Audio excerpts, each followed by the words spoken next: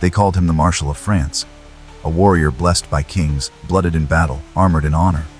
He rode beside Jeanne d'Arc, the Maid of Orleans, through fire and fury to liberate a nation. Songs were sung of his courage. Children were named after him, and then those children began to vanish. His name was Gilles de Rais, and depending on which chronicle you believe, he was either a saint of war or the devil dressed in silk. Today, we remember him as one of history's most horrific serial killers, a nobleman who lured hundreds of boys to their deaths in rituals so grotesque they strained the very limits of medieval imagination. Torture, bloodletting, satanic invocation, dismemberment, and silence. But what if I told you there was another story? What if the devil they hunted was never a monster at all, but a man crushed between politics, faith, and betrayal? To understand how a national hero became a national horror, we must begin with glory, not murder, but salvation. France, 1429. A nation fractured. The 100 Years' War has left cities burned, kings deposed, and the crown itself contested by English invaders. The Valois monarchy, what little remains of it, clings to shards of power in the Loire Valley, and then, out of nowhere, comes a girl. She is illiterate, poor, 17, but she claims to have visions from God. Visions of driving the English from France, of restoring the Dauphin Charles C to his rightful throne. Her name is Joan, and beside her rides Gilles de Rais. He is only 24, but already he bears the golden spurs of knighthood. Tall, charismatic, educated in Latin rhetoric theology, a sign of two powerful houses, Montmorency and Laval. When he charges into battle beside Joan, he is more than a soldier. He is her protector, her sword, her executioner. Together, they lift the siege of Orleans in one of the most dramatic victories of the entire war. Gilles becomes Marshal of France, the highest military rank in the land. But what history often forgets is this Joan was captured just months later. Abandoned, tried for heresy, burned alive, and Gilles de Rais was never the same. He withdrew from court, retired from war, and began to spend his fortune on something else. Theater. He staged an immense allegorical mystery play called Le Mystère Réducié d'Orléans. Hundreds of actors, dozens of scenes, elaborate sets, props, orchestras, costumes. It was said that entire villages would walk for days just to see it. But behind the curtain something was unraveling. The money began to disappear. The family estates sold off one by one. His castles, mortgaged. His soldiers, dismissed. Whispers began to circulate. He had become obsessed with the occult. He had hired an alchemist. And then, boys began to disappear. At first, no one suspected him. Why would they? Gilles was a war hero, a patron of the arts. He gave generously to the church. But slowly, testimony began to mount. In the village of Machical, locals spoke of seeing children enter his castle, never to leave. A servant reported hearing cries at night. Another claimed to have seen clothes, small, blood-stained, hidden in a chest. Still, the authorities remained silent. Because Gilles was noble, because he was rich, because fear buys silence. And yet, even silence cracks. In 1440, Gilles was arrested. The charge not murder, not torture, but kidnapping a cleric during a land dispute. It was only after his imprisonment that the true accusations emerged, and they came like a tidal wave. Witnesses, servants, local priests. They described rooms hidden beneath his castle, lined with iron hooks, a black altar stained with gore, rituals invoking demons, names written in blood, and the mutilated bodies of children, strangled, stabbed, burned, or worse. Some of the stories are so grotesque they read like nightmares born of hysteria. But others are eerily consistent. One boy, 13, was promised a job in the castle kitchens. Another, a page. They were dressed in fine clothes, fed, then taken to a chamber where Gilles would appear in ceremonial robes, sometimes quoting scripture, sometimes laughing. And then the room would fill with screams. His servants, Poitou and Henriette, eventually confessed. Under torture, they described assisting in the killings, cleaning the blood, burning the remains, collecting the ashes in sacks and scattering them in the moat. They claimed Gilles sometimes wept afterward. Other times, he danced. In one account, he held a boy's severed head and asked a question: "Do you still believe in angels?" At his trial, Gilles did not deny everything, but he did deny the number. He admitted to a few sins. The court estimated over 140 confirmed deaths. Some historians believe the true number may have exceeded 600. He was condemned for heresy, sodomy, and murder.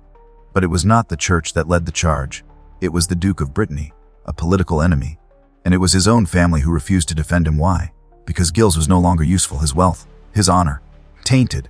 His connection to Joan, forgotten, or worse, inconvenient. So they burned him. On October 26, 1440, Gilles de Rais was hanged and burned in a public square. He asked to be buried in a church. He was not. The crowd watched. Some wept, others cheered, and just like that, the man who once stood beside a saint was turned to ash. But not his legend. Because the story doesn't end with fire. In fact, it begins there. There were no lawyers, no juries, just a chamber of ecclesiastical judges and a nobleman whose very name once made enemies tremble. The year was 1440, the place Nantes, and the prisoner, Marshal Gilles de Rais. But this was no ordinary trial. This was a theater of horror, and the script was written in blood. He sat at the center of the chamber in chains, not in armor, not in silk, but in the plain robes of a condemned man. Around him bishops, inquisitors, scribes, and nobles, some of whom had once toasted him at royal banquets, now stared in silence. The charges were read aloud: heresy, invocation of demons, sodomy, ritual murder. And then the witnesses were called, one after another. Servants, priests, village boys, castle guards, all speaking in terrified detail. Some described how Gilles had rooms sealed off from the rest of the castle, rooms lined with tapestries to muffle sound. Others said they had seen altars, strange books, tools for torture. The most damning testimony came from two men, Poitou and Henriette, his most loyal servants. Their confessions were long, specific, sickening. They claimed that Gilles took special pleasure in dressing his victims like nobility: powdered faces, silken robes, jewelry. He would pretend to host them at court, serve them food, play music. Then he would lead them to what he called the chapel. There, according to Henriette, Gilles would undress them, kiss them gently, and then murder them. By hanging, stabbing, or cutting their throats. He would sometimes dismember them afterward. Sometimes he would weep. Other times, he would laugh. Henriette claimed Gilles once forced him to burn the bodies in a fireplace, whispering Latin invocations as they turned to ash. Poitou, visibly broken during his testimony, said he had tried to run away, but Gilles threatened to hang him beside the next boy if he disobeyed. One priest testified that he had discovered a blood-stained crucifix in Gilles' private chapel. Another said he had seen drawings of inverted crosses and devils scribbled in the margins of his prayer books. The court listened and wrote, but not everyone believed. There were inconsistencies. The timeline of the murders didn't always match with Gilles' travel records. Several witnesses had clearly been tortured into confession, bones broken, eyes swollen, voices shaking. And more troubling still, Gilles was never given access to counsel. He was tried under both civil and ecclesiastical law simultaneously, a rare, almost unprecedented act. Why the rush? Why both courts? Some historians believe it had nothing to do with justice, but everything to do with land. You see, Gilles de Rais had been hemorrhaging money for years. He had sold off his family estates to pay for theater, alchemists, and other obsessions. But some of the land sales had been illegal, signed without proper feudal consent. One of the parties he had wronged, the Duke of Brittany, the same duke who now oversaw the investigation and stood to reclaim the lost estates if Gilles were convicted. Coincidence or incentive? Some scholars believe Gilles was indeed guilty, but that the scale of his crimes was wildly inflated for political gain. Others believe he was a victim, that the charges were fabricated, the testimonies scripted, and the entire trial a coordinated purge of a dangerous, unstable nobleman who had outlived his usefulness. After all, he had once stood beside Jeanne d'Arc, the saint burned by the church. Perhaps his real crime was knowing too much. Still, the trial continued. And eventually they gave Gilles a choice: confess voluntarily, and you may receive the sacrament before death. Resist and be excommunicated. Cut off from God and buried in unmarked earth. It broke him. On the final day of his trial, Gilles de Rais stood before the court and confessed to all the charges. He wept. He prayed. He begged the parents of his victims for forgiveness. And then he thanked the judges for saving his soul. But was it real, or just the last act of a lifelong performer? We may never know. He was sentenced to death, not just by fire, but by hanging and then burning.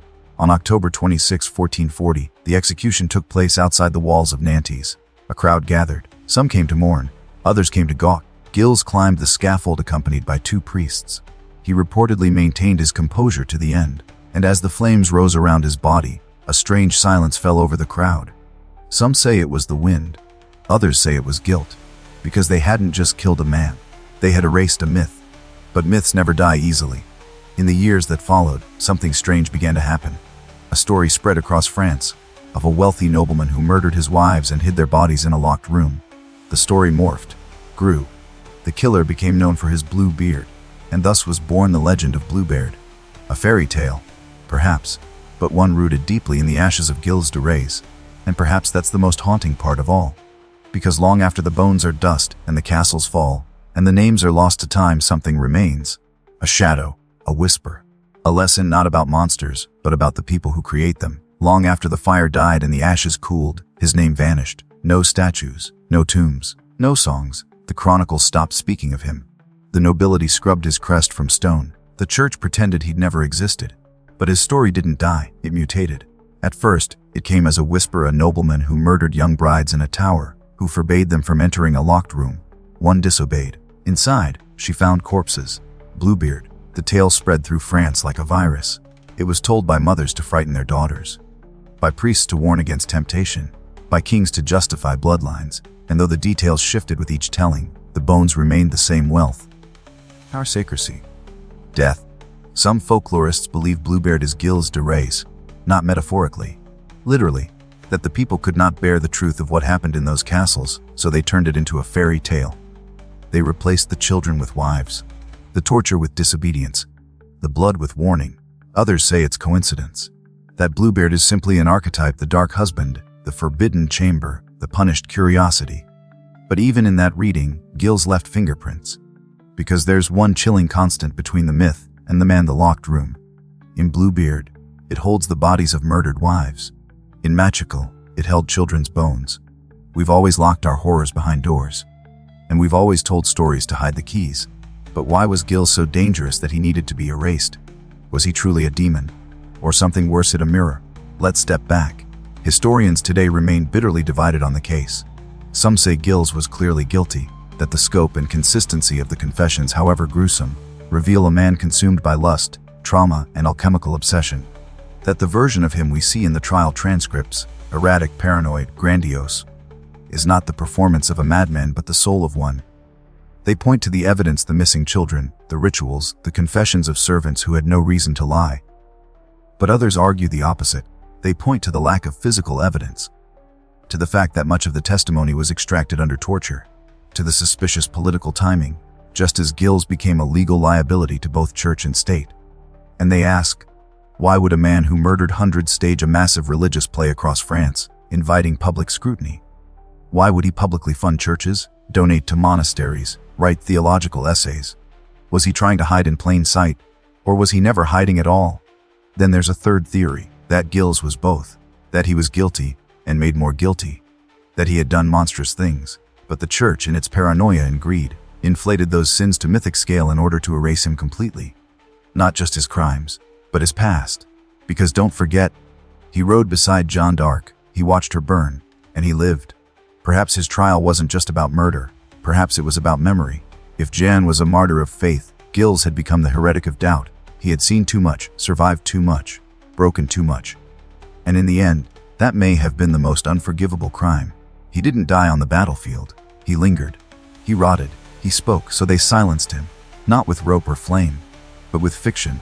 They turned him into a legend, and legends don't speak.